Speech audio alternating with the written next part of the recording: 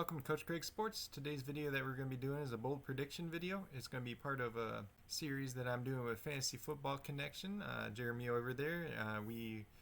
This past Sunday we went through the NFC South and the AFC South divisions. We made a bold prediction for each team. We each had one for each team.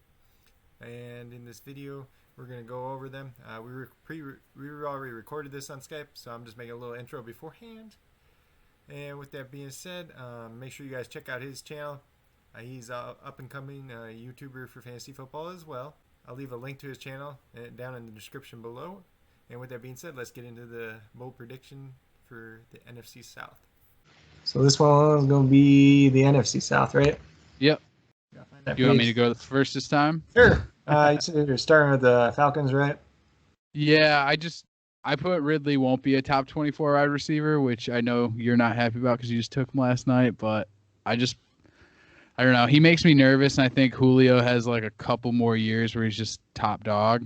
Like Julio, to me, I think I would rank him probably second, like out of all receivers. Mm-hmm. Where's Julio land for you in your? Probably he's like number 3. Yeah.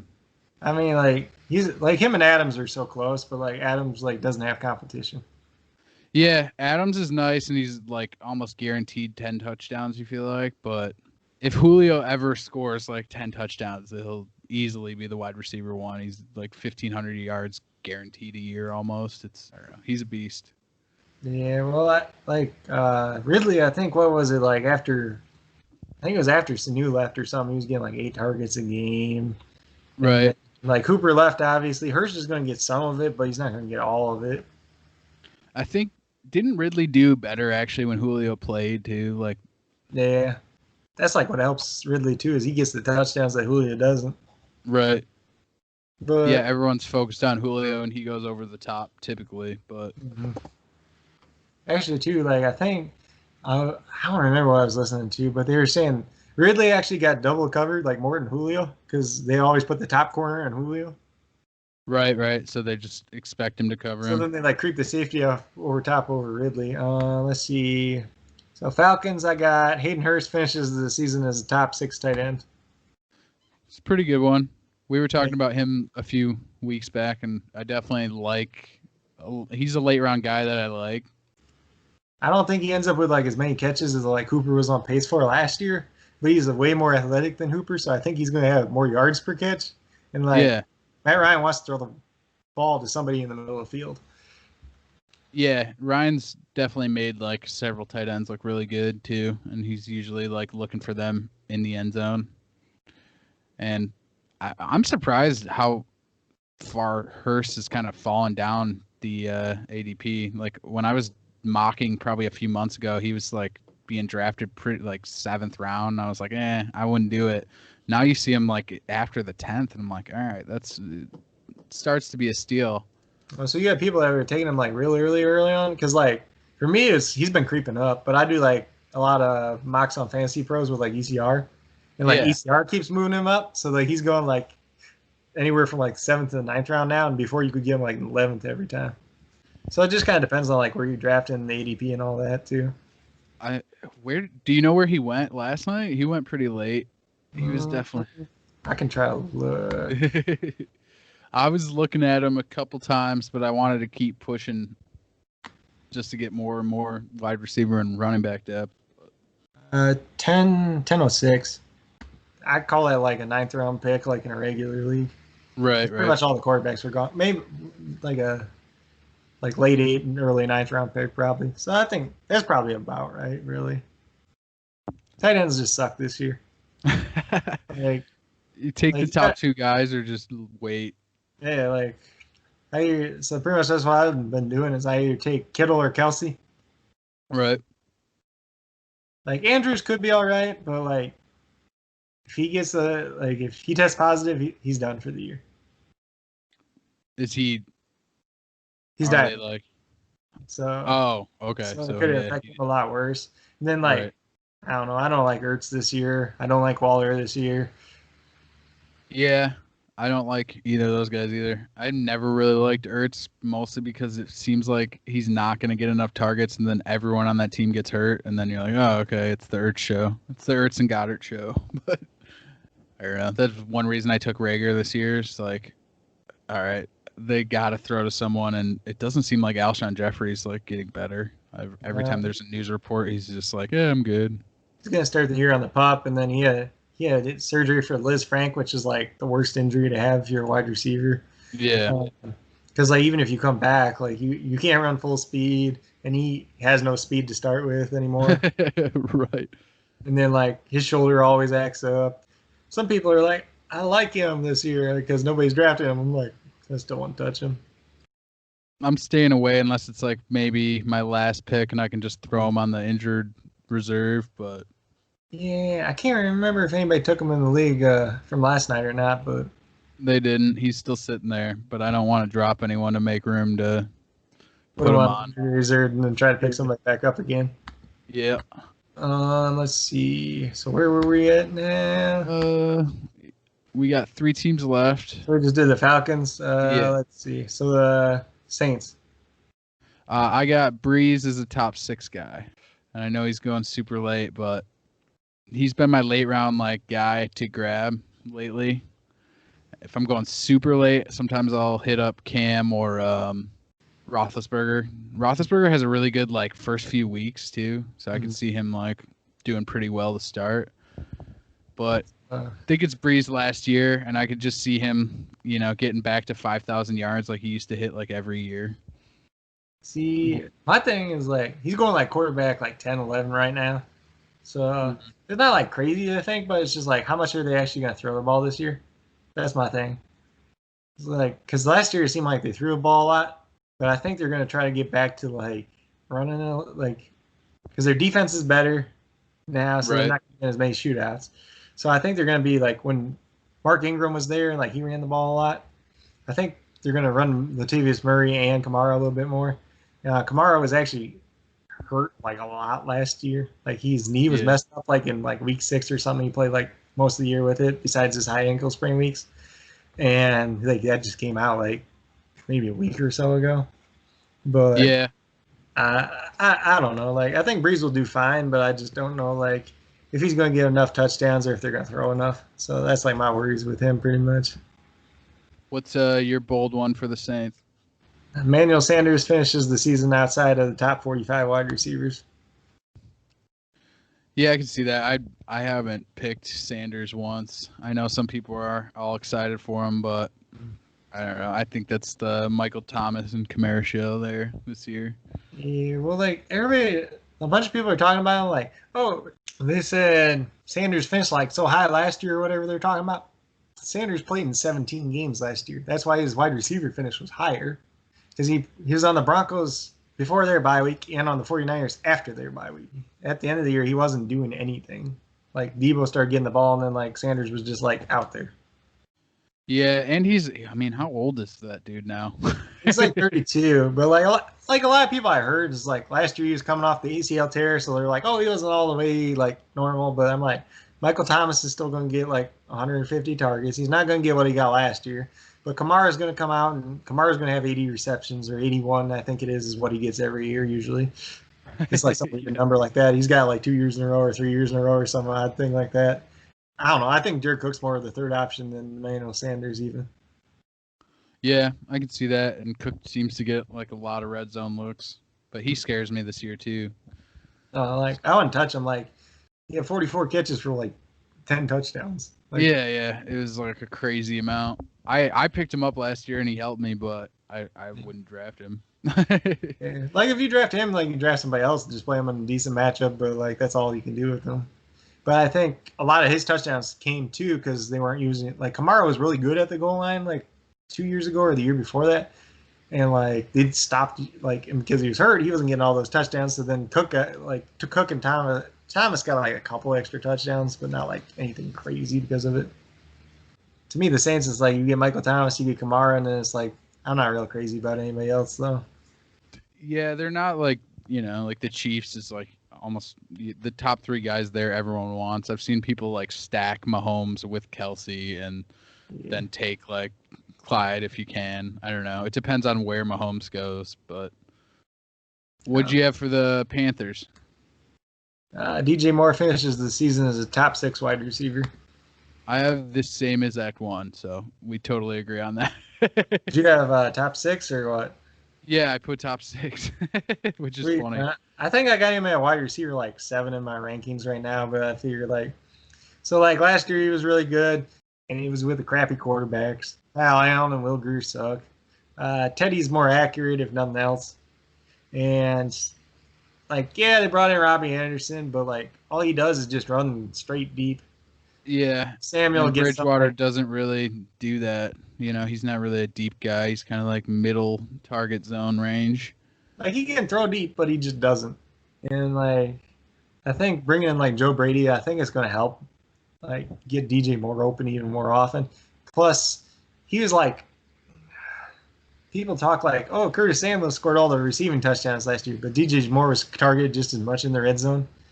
Yeah. But he had like 4 touchdowns last year. I think he gets like at least 7 this year. So it's like if he does that, if he ups it, and he gets like some more targets, like it should be pretty easy. I think he was like wide receiver 16 last year, I think. Yeah, and he just looked good. I don't know. I feel like a lot of fantasy is the eyeball test too.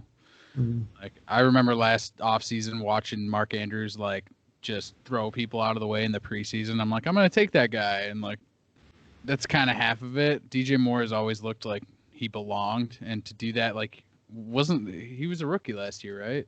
Or was it his second year? Second year. So he looked real good coming out of Maryland too. He looked pretty good as a rookie, but this could be the third big year. Right. I think Chris Godwin was his 3rd year breakout. Yeah, that's kind of the standard that you always hear. So now you're looking at Ridley and DJ Moore kind of in that range. Obviously, Ridley is going a little bit after DJ Moore now. Well, we both like him. I don't think either. You didn't get him, and I didn't get him last night, but I thought about it. He went too early for me, but a lot of times in mocks, I'll get 2 running backs, and I'll have him be my wide receiver 1. I like him a lot better than guys like Amari Cooper and other people that are going in that range. Even Odell, I'm not crazy about. Juju, I'm not crazy about this year either. They're all just going in the same range. But a lot of times, if I can get 2 running backs, get DJ Moore and get Tyler Lockett, I like that. Yeah, especially in a PPR, those are 280 plus catch guys. It seems like. For the Bucks, I had Vaughn over Jones and Howard over Gronk. I think people are taking Gronk, getting all excited, and I could really see OJ Howard being just as valuable. I don't really want either, but I've just noticed Gronk creeping up, and I'm like, Gronk's going crazy. Sometimes he'll go in the end of the 6th round, the 7th round. Sometimes it's yeah, I'm shaking my head. Obviously he's gonna be in the Hall of Fame, but he hasn't been the same Gronk in a while. No, I was just if you take him in the 12th, I'm cool with that. But it's yeah, he's a dart throw at best. And then you said Vaughn over Jones. Yeah, I just think they use him more for catching balls, and I don't know. I never really liked Jones that much. I know last year he came alive, but every game before he came alive, he was horrible. No, he'd be good, and then they'd be we're gonna start you, and then we're gonna bench you because you missed a pass protection. Then we're gonna put Peyton Barber in, and then we're gonna start him in the next week. Well, that's another reason why I'm scared of him, because if Brady takes a big hit, I could see them all right, that's enough. I don't know. I actually like Jones this year, but they've been hyping him up so much too. He's improved as a pass catcher. I don't know how his pass blocking is yet, but actually So I don't know if you've seen, but I told you Theo Riddick signed with the Raiders. I thought he should have signed with Tampa Bay because he could have been their James White. Yeah, well, that's kind of how I'm hoping Vaughn turns into, but we'll see. I'm not drafting Vaughn anywhere. For a while he was going way too high, and then now they're oh, he's just gonna play special teams and maybe rotate in some, and then actually Agumba Wally is kind of the guy to watch out for as the pass catching guy. Yeah, he did it all last year. He's actually good at it, unless they cut him for some reason. Yeah, he was on my radar last year, but I don't know. What do you got for Buccaneers? So I had another one about tight ends. So mine's a little bit more extreme. Cameron Brate leads all Tampa tight ends in catches and touchdowns. I liked Brait back like a few years ago when it was just him and Howard. I definitely like thought Brait looked like a starting tight end, you know. So my thing is, I don't know. I don't think Gronk's going to stay healthy. Right. And I think, Brady likes to throw shorter routes to people. So I think Brate's going to be his guy and not Howard. Okay. Like, Arians doesn't love Howard. Like, anytime he does something stupid, he got benched. Right. So I think, like, they love Brady. He's already had his extension. So, like, they're paying him. So they're like, Like, he's good around, like, the red zone, too. So, like, it's nothing too crazy, but Right. I just think he'll end up getting used. I don't know how. I don't think Gronk's going to get used as much as they think he's going to, and then I think maybe he just get hurt, and then like they're like, oh, this Cameron Brate guy's pretty much Gronk anyways, but like at this point in his career, Right. Without the name, but like I he can does, see it. like does the same things that Brady wants him to do. It's going to be interesting in Tampa Bay because it's just Brady hasn't had that good of weapons like ever. Mm-hmm. But last year, like the reason why that offense was so good was because Jameis was just throwing picks like left and right. Like they had to catch up. Part of me is like Mike Evans is going to suck this year, but I'm Godwin over Evans for sure. Hey, well, Godwin's going like wide receiver, like 5'6" now. And then Evans is going he's going like probably 13-ish, but like I have him like his 20.